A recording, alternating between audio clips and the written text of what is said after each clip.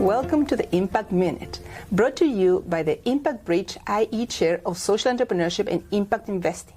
These short capsules are meant to highlight insights from experts in the world of impact investing, and today we have with us Sol Park from Hatch Blue in Germany.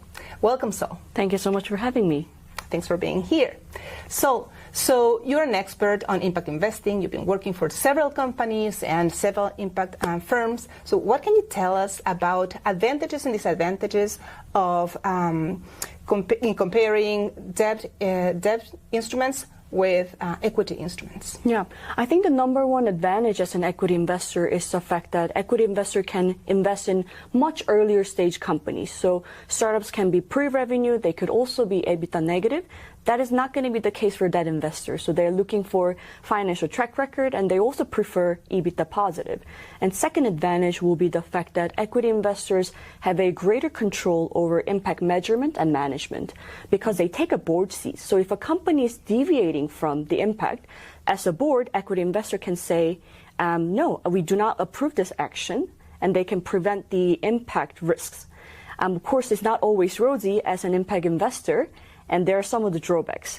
So number one drawback is the fact that equity investors have a very limited scope of the sectors and the business models they can invest in.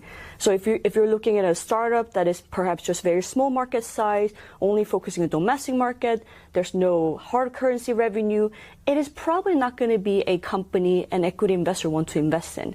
But perhaps that could be an appetite for that investor. The second drawback will be, although I mentioned earlier that equity investor has a greater control over impact management, measurement and management, sometimes or most of the time, because of the financial returns an equity investor have to provide to their limited partners, they will be looking for very high growth from their startups they have invested in.